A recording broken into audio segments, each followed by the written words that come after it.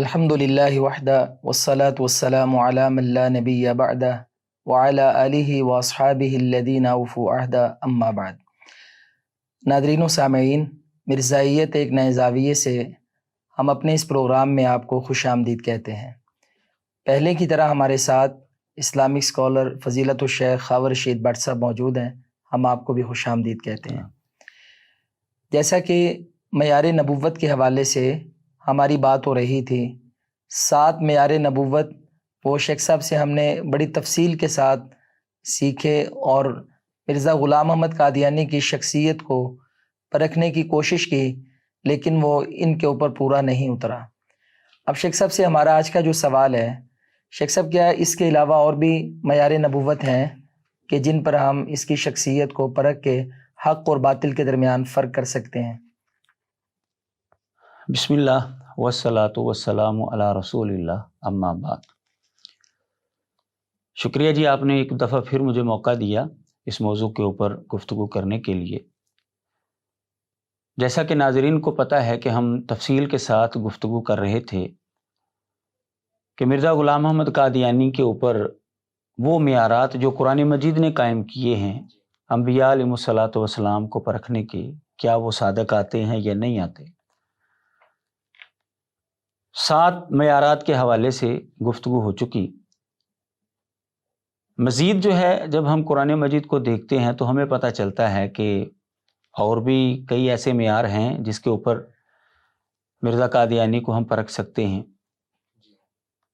قرآن مجید کی جو آیت کریمہ ہے سورہ ابراہیم کے اندر اللہ تعالیٰ فرماتے ہیں وما ارسلنا من رسول الا بلسان قومہ، کہ ہم نے جو بھی نبی بھیجا ہے وہ اس کی قوم کی زبان کے اندر ہی بھیجا ہے۔ ظاہر ہے کہ جب نبی کسی قوم کی رہنمائی کے لیے آئے گا، رہبری کے لیے آئے گا، تو وہ اپنے اولین مخاطبین کے ساتھ اسی لینگویج میں بات کرے گا جو ان کی ہے۔ اگر ان کی زبان اور ہے، نبی کچھ اور بات کر رہا ہے، کسی اور زبان کی بات ان کو بتا رہا ہے، یا اس کے اوپر الہام کسی ایسی زبان میں ہو رہا ہے کہ نہ اس کو پتہ ہے نہ قوم کو پتہ ہے، کسی کو سمجھ ہی نہیں آ رہا، تو ظاہر ہے کہ اللہ تعالیٰ کا پیغام جو ہے وہ اولین مخاطبین تک جو ہے وہ نہیں پہنچ پائے گا۔ اس لیے اللہ تبارک و تعالیٰ نے قرآن مجید کے اندر یہ بات واضح کی کہ ہم نے جو بھی نبی بھیجا ہے وہ اس کی قوم کی زبان کے اندر بھیجا ہے، اس لیے لیبین لہم، تاکہ وہ ان کے لیے وضاحت کر دے۔ اب ہم قرآن مجید کے اس معیار کو دیکھتے ہیں تو ہمیں انبیاء علیہ الصلوۃ والسلام جو ہیں وہ اسی طرح ملتے ہیں۔ نبی علیہ الصلوۃ والسلام فصیح عربی زبان کے اندر لوگوں کے سامنے چیلنج رکھا کرتے تھے قرآن مجید کی صورت میں کہ اللہ تعالیٰ نے یہ دیکھو تمہاری زبان کے اندر یہ میرے اوپر وحی نازل کی ہے، اور تم سمجھتے ہو کہ تم بڑے پڑھے لکھے اور بڑے فصاحت و بلاغت کے ماہر ہو عربی زبان کے اندر، تو مقابلہ کر کے دکھاؤ۔ عیسیٰ علیہ الصلوۃ والسلام کے زمانے میں جو ان کی قوم کی زبان تھی اسی زبان کے اندر وہ نبی بن کر آئے۔ موسیٰ علیہ الصلوۃ والسلام، حضرت ابراہیم، یعنی جو بھی نبی آپ دیکھتے ہیں وہ اپنی قوم کی زبان کے اندر ہی آیا ہے۔ لیکن جب ہم مرزا غلام احمد قادیانی کو دیکھتے ہیں تو مرزا قادیانی جو ہے وہ پنجاب کے اندر پیدا ہوا، پنجاب کے اندر ہی اس نے رہائش رکھی، یہاں پر ہی اس نے بود و باش اختیار کی، یہاں پر ہی اس نے نبوت کا دعویٰ کیا ہے۔ گویا کہ اس کے اولین مخاطب جو ہیں وہ پنجابی لوگ ہیں۔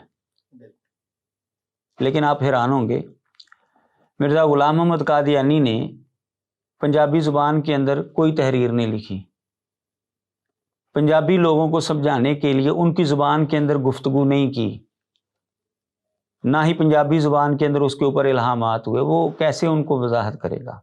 اب مرزا قادیانی کے اوپر اردو کے اندر الہام ہوتے ہیں، وہ کہتا ہے مجھے الہام ہوئے، اردو زبان کا بیان کر دیتا ہے، کبھی فارسی کا بیان کر دیتا ہے، کبھی عربی کا بیان کر دیتا ہے، بلکہ بسا اوقات اس نے کہا ہے کہ ایسی زبانوں کے اندر مجھے الہام ہوا ہے کہ جو مجھے بھی سمجھ میں نہیں آتی۔ مجھے بھی علم نہیں ہے ان کا. عبرانی زبان کے حوالے سے کہتا ہے عبرانی زبان کے اندر مجھے الہام ہوا. عبرانی زبان نہیں آتی. انگریزی زبان کے اندر مجھے الہام ہوا ہے، وہ زبان مجھے نہیں آتی. اب مرزا قادیانی جس علاقے کے اندر تھا جہاں پر اس نے دعوی نبوت کیا، وہاں کے جو اس کے اولین مخاطب تھے وہ پنجابی زبان کے لوگ تھے، لیکن وہ پنجابی زبان کے لوگ جو کہ اسلام کی طرف اپنے آپ کو منسوب کرتے جو مسلمان تھے. اب جس علاقے کے اندر یہ پیدا ہوا ہے وہاں پر اس کے اولین مخاطبین کے اندر ہندی زبان جاننے والے لوگ بھی موجود تھے، ہندو تھے. اب ہندی زبان کے اندر بھی اس نے کوئی کتاب نہیں لکھی، اس کو ہندی زبان بھی نہیں آتی تھی، نہ ہی ہندی زبان کے اندر اس نے کبھی جو ہے وہ گفتگو کی ہے کسی ہندو کے ساتھ. اردو زبان کے اندر یہ گفتگو کیا کرتا تھا. تو اب جو اس کے اولین مخاطب ہیں، نہ تو ان کی زبانوں کے اندر اس کو الہام ہوا ہے، نہ ان کی زبانوں کے اندر اس نے کوئی تحریر لکھی ہے، نہ ان کی زبانوں کے اندر ان کے ساتھ کوئی خطاب کیا کرتا تھا. تو جبکہ قرآن مجید یہ فرماتا ہے کہ ہم نے جو بھی نبی بھیجا ہے وہ ان کی قوم کی زبان کے اندر بھیجا ہے. شیخ صاحب یہ جو آپ نے معیار بیان کیا قرآن مجید سے، تو اس سے ہم ساتھ آپ نے یہ بھی وضاحت کی کہ آیا پنجاب میں اور یہ فارسی، عربی اور اردو زبانوں کا استعمال کرتا ہے، تو اس سے ہم یہ بھی اندازہ لگا سکتے ہیں کہ ہندوستان کی آج بھی جو قومی زبان ہے وہ ہندی ہے. تو اگر یہ بندہ رسول ہوتا تو ہندی زبان میں اس کی وحی ہوتی ہو، یہ لکھتا، اور جو ہے وہ دنیا میں جو بڑے مذاہب ہیں ان میں ہندوازم بہت بڑا مذہب ہے، انہیں کنورٹ کرتا ہے اسلام کی طرف. تو اس کا اردو زبان کا استعمال ہی ہمیں بتاتا ہے کہ اصل ہندوازم سے اس کو کوئی غرض نہیں تھی. تو یہ مسلمانوں کے خلاف ہی ایک فتنہ تھا تاکہ مسلمان نئے بننا تو دور کی بات، یہ بھی مسلمان نہ رہیں. یہ بالکل آپ نے اچھا استدلال کیا ہے کہ اصل میں آج بھی دیکھ لیں کہ ان کا جو زیادہ زور ہے وہ مسلمانوں کو قادیانی بنانے کے اوپر ہے. بالکل. غیر مسلموں کو دائرہ اسلام کے اندر لانے کے اوپر ان کا زیادہ زور نہیں ہے. مرزا قادیانی سے لے کر آج تک دیکھ لیں کتنے لوگ ہیں جو مسلمانوں سے قادیانی ہوئے ہیں، اور کتنے لوگ ہیں جو ہندو مذہب کو چھوڑ کر آئے ہیں، یا سکھ مذہب کو چھوڑ کر آئے ہیں، یا عیسائی مذہب کو چھوڑ کر آئے ہیں، یا یہودیت کو چھوڑ کر آئے ہیں. یہ خود جو ہے وہ کوئی بھی انسان فیصلہ کر سکتا ہے. یہ بالکل آپ نے درست جو ہے وہ تجزیہ کیا ہے کہ اصل مقصد ان کا مسلمانوں کو جو ہے وہ خراب کرنا ہے. اچھا، جو میں نے آپ کے سامنے یہ معیار پیش کیا ہے قرآن مجید کی زبان میں، اور پھر اس کو ہم نے مرزا قادیانی کے اوپر لاگو کرنے کی کوشش کی اور وہ پورا نہیں اترتا، یہ معیار مرزا قادیانی کو خود بھی منظور ہے. وہ خود بھی اس چیز کو مانتا ہے کہ بالکل یہ فضول سی حرکت ہے کہ نبی کی زبان کوئی اور ہو اور الہام اس کو کسی اور زبان کے اندر ہو. میں آپ کے سامنے جو ہے اس کا حوالہ جو ہے وہ پیش کرتا ہوں جو میں نے نوٹ کیا ہے. چشمہ معرفت اس کی کتاب ہے، یہ روحانی خزائن کی جلد نمبر 23 ہے. یہ 23 نمبر جلد کے اندر یہ اس کی آخری کتابوں کے اندر جو ہے شمار ہوتی ہے، صفحہ نمبر 218. کہتا ہے، اور یہ بالکل غیر معقول اور بیہودہ امر ہے کہ انسان کی اصل زبان تو کوئی ہو اور الہام اس کو کسی اور زبان میں ہو جس کو وہ سمجھ بھی نہیں سکتا، کیونکہ اس میں تکلیف مالا یطاق ہے، کہ ایسی تکلیف دی جا رہی ہے، ایسا اس کو حکم دیا جا رہا ہے کہ جو اس کی طاقت سے باہر ہے. مرزا قادیانی کے اوپر عبرانی کے اندر بھی الہام ہوئے ہیں، انگریزی کے اندر، چلو اس کو اردو بھی آتی تھی، فارسی بھی آتی تھی، عربی بھی کچھ نہ کچھ وہ جانتا تھا، لیکن نہ وہ عبرانی جانتا تھا نہ وہ انگریزی جانتا تھا. تو کہتا ہے یہ بالکل بیہودہ اور غیر معقول سی بات ہے کہ انسان کی زبان کچھ اور ہو، اصل زبان کچھ اور، الہام کسی ایسی زبان میں ہو جو وہ خود بھی نہیں سمجھ سکتا، کیونکہ اس کے اندر تکلیف مالا یطاق ہے. ایسے الہام سے فائدہ کیا جو انسانی سمجھ سے بالا تر ہے، اس کو نہیں سمجھ، بلکہ بسا اوقات جو ہے وہ کسی انگریزی دان کو بلا کر جو ہے وہ اس سے الہام جو ہے وہ سمجھتا تھا کہ یہ جو الہام ہوا ہے اس کا مطلب کیا ہے. تو بہرحال مزید جو ہے اسی کتاب کے اندر جو ہے وہ آگے لکھتا ہے، یہ بھی سمجھ آتی ہے الہام کرنے والے ہی آگے سمجھاتے تھے. یا بالکل آپ یہ کہہ سکتے ہیں بات. مزید جو ہے وہ آگے کہتا ہے، پس یاد رکھنا چاہیے، مزید جو ہے اس موضوع کے اوپر گفتگو کرتے ہوئے یہاں پر ہی یعنی اسی صفحے کے اندر آگے جا کر کہتا ہے، پس یاد رکھنا چاہیے کہ قدیم سنت اللہ کے موافق تو یہی عادت الہی ہے کہ وہ ہر ایک قوم کے لیے اسی زبان میں ہدایت کرتا ہے. یعنی جس زبان کے اندر قوم گفتگو کرتی ہے، جو زبان اس قوم کی ہے، اللہ تعالیٰ جب ان کی ہدایت کا بندوبست کرتا ہے تو انہی کی زبان کے اندر کرتا ہے. اب اس کے جو اولین مخاطب تھے وہ پنجابی لوگ تھے یا ہندی زبان کے جاننے والے لوگ تھے. اب نہ پنجابی زبان کے اندر اس کی کتاب ملتی ہے، نہ ہندی زبان کے اندر اس کی کتاب ملتی ہے.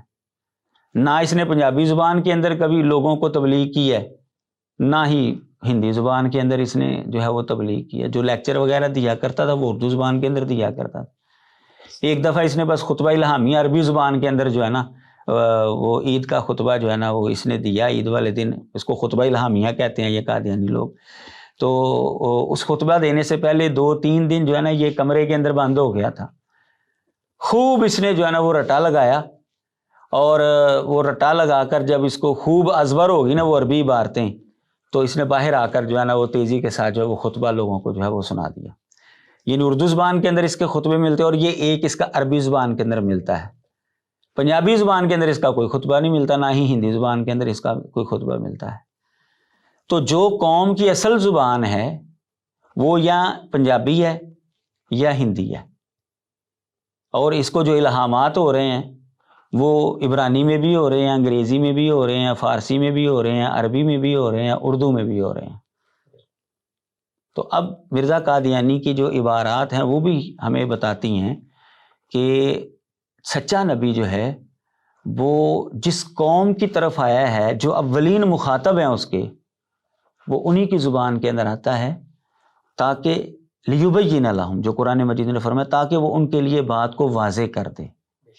وہ جو ان کا اعتراض ہوگا نا جی ہماری زبان کچھ اور ہے، یہ بات کچھ اور کر رہا ہے، ہمیں تو نہیں سمجھ میں آ رہی، اس کو سمجھنے کے لیے ہمیں کسی اور بندے کی ضرورت پڑ رہی ہے، تو وہ اعتراض ان کا اور وہ سوال جو ہے ان کا ختم ہو جائے گا. شیخ صاحب یہ تو ہمارے 8 معیار نبوت ہو گئے، تو اس کے علاوہ بھی کوئی اور معیار نبوت ہے؟ جی بالکل، قرآن مجید کے اندر جو ہے اور بھی کئی ایسی باتیں ہیں جس کے اوپر آپ مرزا قادیانی کو پرکھ سکتے ہیں. یہ تو ہم عوام کی ایک تو دلچسپی قائم رکھنے کے لیے، اور دوسرا یہ کہ ہم عوام کو یہ واضح کر سکیں کہ مرزا غلام محمد قادیانی جو ہے وہ کسی بھی اعتبار سے سچا نبی نہیں بنتا. حالانکہ جھوٹا ثابت کرنے کے لیے ایک ہی بات کافی ہوتی ہے. بالکل.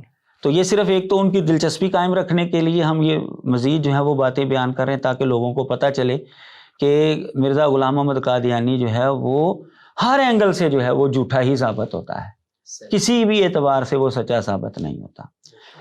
تو ہم مزید جو ہے وہ اس پر گفتگو کرتے ہیں. جو 9 نمبر معیار ہے وہ قرآن مجید کی جو آیت کریمہ ہے وہ میں آپ کے سامنے رکھتا ہوں. سورۃ القصص کی اللہ تعالیٰ نے اس کے اندر فرمایا ہے وَمَا كَانَ رَبُّكَ مُهْلِكَ الْقُرَىٰ حَتَّىٰ يَبْعَثَ فِي أُمِّهَا رَسُولًا. اللہ تبارک و تعالیٰ نہیں ہے کہ بستی کو ہلاک کرے، اللہ تعالیٰ کسی بستی کو ہلاک کرنے والا نہیں ہے حتیٰ کہ جو اس کا جو مرکز ہے نا اس کے اندر رسول بھیج دے.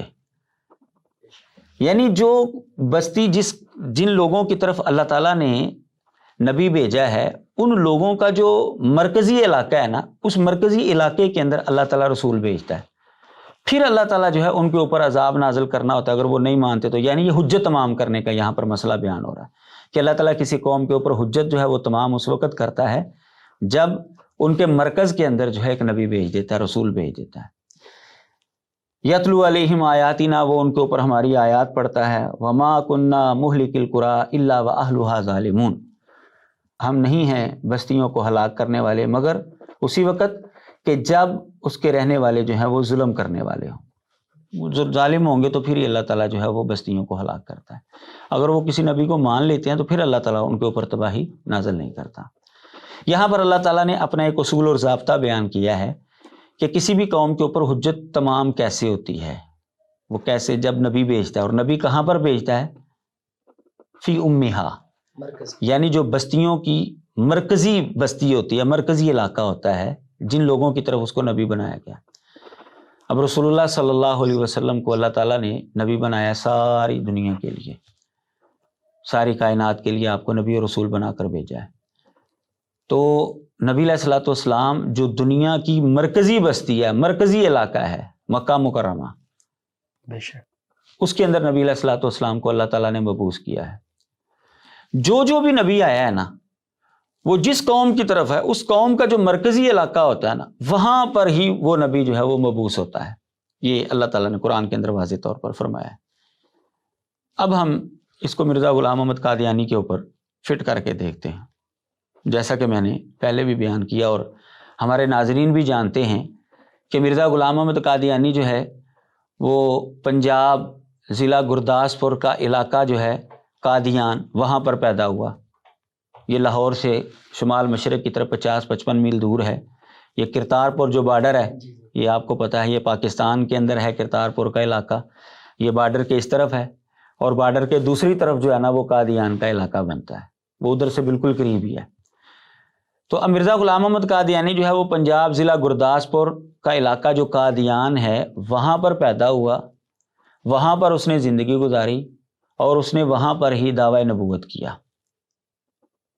اب قادیان کو اس زمانے میں تو کیا آج اس کو مرے ہوئے بھی 100 سال سے زیادہ کا عرصہ ہو گیا ہے مرزا قادیانی.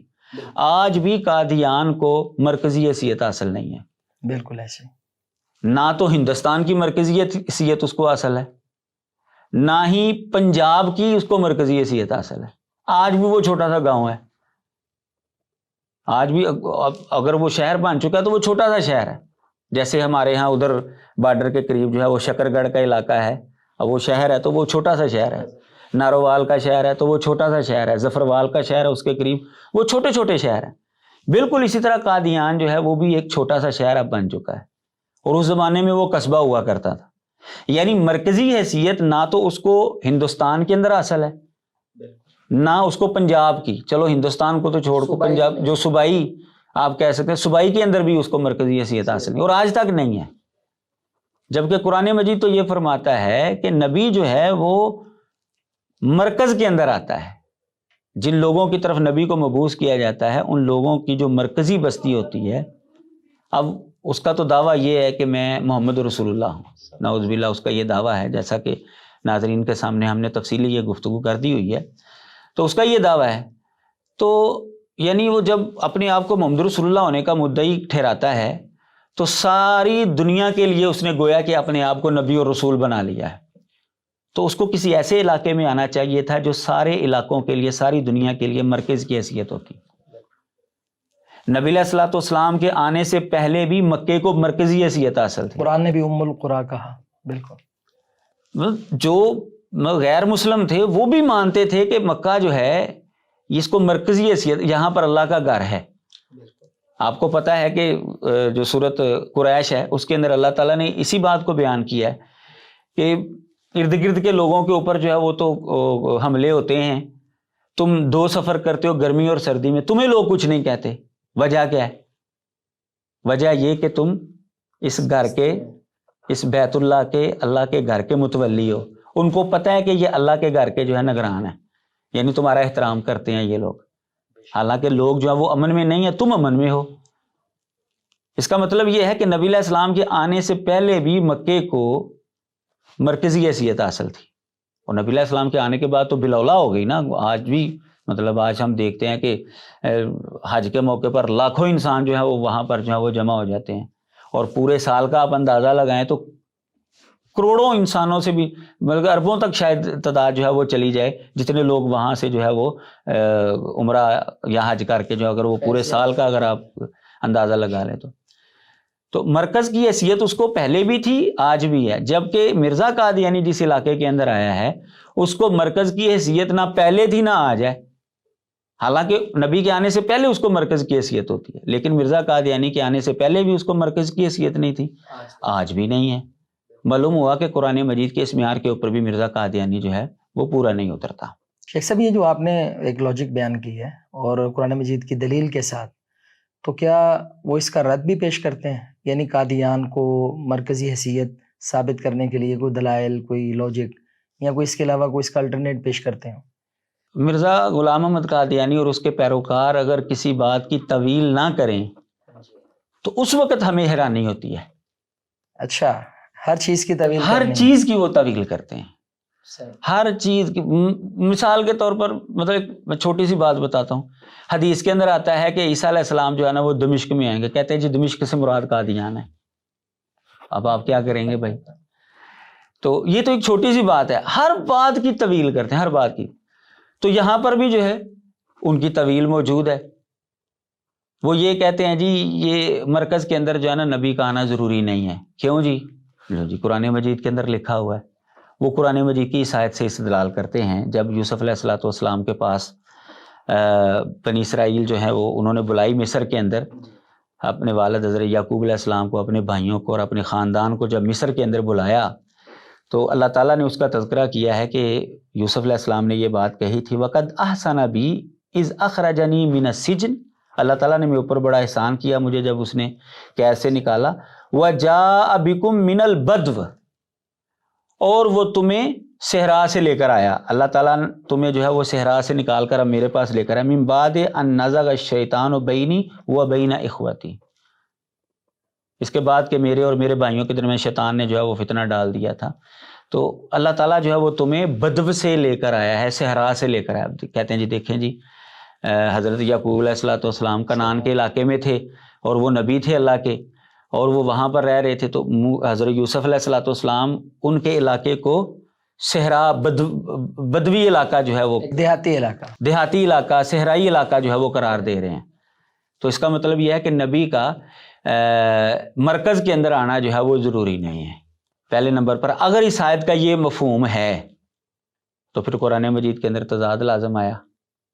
قرآن مجید کو وہ مانتے ہیں نا، وہ دعویٰ کرتے ہیں، تو اس کا تضاد اس کو دور کریں. قرآن کہہ رہا ہے کہ حسر کے ساتھ اللہ تعالیٰ فرما رہے ہیں کہ میں مرکز کے اندر جو ہے وہ رسول بھیجتا ہوں، پھر کسی قوم کو جو ہے نا وہ عذاب کے اندر میں مبتلا کرتا ہوں جب ان کے اوپر حجت تمام ہو جاتی ہے. حسر کے سیغوں کے ساتھ، اور حسر کا مطلب تو آپ جانتے ہی ہیں کہ اس کے اندر جو ہے وہ استثناء نہیں ہوتا. لیکن یہاں پر جو ہے یہ آیت پیش کر کے جو ہے وہ قرآن مجید کے حسر کو جو ہے وہ ختم کیا جا رہا ہے. اس کا مطلب یہ ہے کہ اس آیت کا وہ مفہوم نہیں ہے. اب میں آپ کو بتاتا ہوں، اب وہ سوال کر سکتے ہیں اچھا چلیں جی پھر آپ بتائیں اس کا مفہوم کیا ہے. بھائی مفہوم اس کا یہ ہے کہ یوسف علیہ الصلوۃ والسلام مصر میں تھے. مصر کی تہذیب و تمدن کنعان کے مقابلے میں بہت اوپر تھی جدت کے اعتبار سے، اس زمانے کے اعتبار سے کنعان، جس کو آج ہم فلسطین کے نام سے ہم یاد کرتے ہیں، اس کا پرانا نام کنعان ہے. تو وہاں پر حضرت یعقوب علیہ الصلوۃ والسلام اور ان کی آل اولاد وہاں پر تھی جہاں سے حضرت یوسف علیہ السلام نے ان کو بلایا تھا. اب مصر کی جو تہذیب و تمدن تھی، وہاں پر جو معاملات تھے وہ ترقی یافتہ ممالک کے اندر شمار ہوتا تھا، دنیا کے ترقی یافتہ اس زمانے کے ممالک میں. اور اس کے مقابلے میں جو کنعان تھا وہ تو بالکل چھوٹا سا جو ہے وہ علاقہ سمجھا جاتا تھا. اس کے مقابلے میں انہوں نے کنعان کو جو ہے وہ بدو کہا ہے. یہ نہیں کہ وہ واقعی جو ہے وہ صحرائی علاقہ وہ جو ہے نا اس کی مرکزی حیثیت نہیں تھی، اس کی مرکزی حیثیت تھی. کیسے؟ حضرت یعقوب علیہ الصلوۃ والسلام وہاں پر نبی تھے نا. کن کے لیے نبی تھے؟ وہ اپنی آل اولاد کے لیے نا. تو جس قوم کے لیے وہ نبی تھے اور وہ قوم جہاں پر رہ رہی تھی، اس قوم کا مرکزی علاقہ وہی تھا جہاں پر وہ رہ رہے تھے. حضرت یعقوب علیہ السلام مصریوں کے لیے نبی بن کر نہیں آئے تھے، اپنی قوم کے لیے نبی، وہ اپنی قوم کے لیے آل اولاد بنی اسرائیل کے لیے وہ نبی بن کر آئے تھے. تو جہاں پر بنی اسرائیل موجود تھی، کنعان کا علاقہ، وہ ان کے لیے مرکزی حیثیت رکھتا تھا. اور اللہ نے قرآن کے اندر یہی بیان کیا ہے کہ جس قوم کی طرف نبی آتا ہے نا، اس بستیوں میں سے جو مرکزی بستی ہوتی ہے نا وہاں پر نبی بھیجتا ہوں.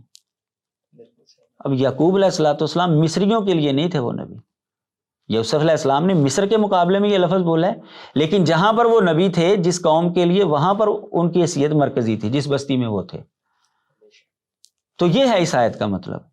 اس کا یہ مطلب ہرگز نہیں کہ کسی گاؤں کے اندر بھی نبی جو ہے وہ آ سکتا ہے، شہر مرکزی شہر موجود ہوں اس علاقے کے اندر، لیکن اس کے مد مقابل جو ہے وہ گاؤں کے اندر آ جائے، صحرا کے اندر نبی آ جائے، ایسا نہیں ہے. یہ نہیں ہے قرآن مجید کے اندر لکھا ہوگا. بے شک.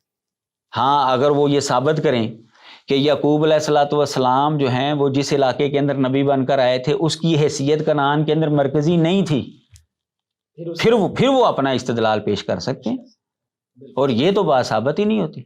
جس علاقے میں وہ نبی بن کر آئے ہیں، جس قوم کے لیے وہ نبی بن کر آئے ہیں، قوم کے لیے وہ علاقہ مرکزی حیثیت رکھتا تھا.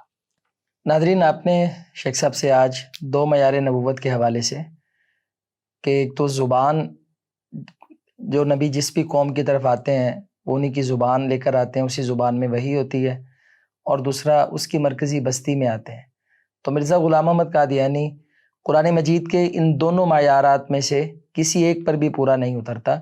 سو ہمیں آج کی بھی گفتگو سے یہی بات سمجھ آئی ہے کہ مرزا غلام احمد قادیانی کسی بھی لحاظ سے نبوت کے معیار کے قریب بھی نہیں پہنچتا۔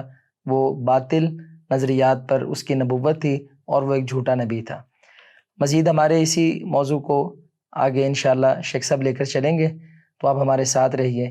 والسلام علیکم ورحمۃ اللہ وبرکاتہ۔